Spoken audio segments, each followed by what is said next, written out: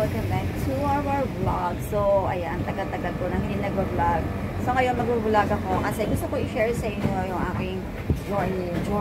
Ayan, yung pag-renovate ng aking small cafeteria, yung aking maliit na tindahan. So, ito siya before, guys. Ayan, nakikita nyo, diba? Ayan. So, maliit lang naman to. So, ngayon, medyo lalakyan natin siya kasi itong part na to ay sasakupin ko. Ayan. So, kaya, ayan. Meron na siyang gumagawa. Papalagyan natin siya ng bisami. Ayun. Tapos, marami pang gagawin dito, guys. Kaya, samahan ko ako. At, tumhayan ninyo ang aking renovation.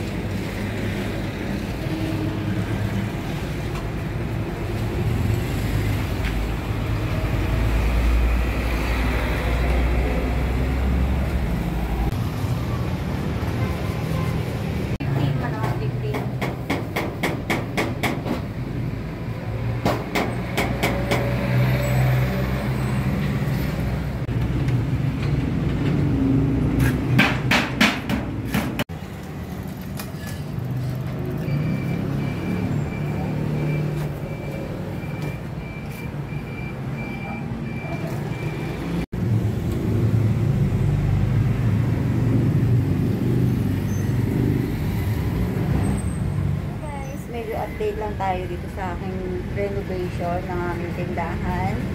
So guys, ito, meron na naman na nagawa na. Yan, itong part na to. Medyo tapos na siya. No? Pero itong ano na to, dito, marami pang gawain guys. Tingnan nyo naman ang itsura. O, diba? Ayan o, meron pang puno ng acacia dyan. So, alam, pinapanganak puno na yan. Ayan. Puno ng acacia yan. Kaya marami pa tayong gagawin. See you later. Hi guys! Another update na naman tayo today. Kasi almost done na yung ating pinapagawang o nire-renovate na shop. So ayan na guys. So meron ng counter. Diba? DIY lang yan. Kami lang ang nag-design yan. Ayan. O, meron na yung table. So ayun. Tapos ito na yung ginagawa natin. Ano? Grill na yan, sliding, ano lang siya guys, ayan ganon. Tapos itong part na to, itong may part na may puno na to, hindi pa to tapos, tapos ito hindi pa rin kasi kailangan maglagay dito ng ano, yung table na nakadikit na sa pader para yung space okay pa rin kasi hindi naman ganong kalakihan ito ating tindahan. So, ayun na nga guys. So, ito, tapos ito na yung aming sabi niya, naglagay lang kami ng ganyan. Ang design lang guys. O, tapos ito, maglalagay pa tayo dito ng pintuan. Ayan. So, almost done na mga kamamshi. So, sa susunod na update natin, siguro yung talagang finish na. Ayan. Okay. So, ayun lang for today guys. See you next time. Hello, good morning, and finally mga kamamshi, tapos na ang ating renovation, ating street cafe.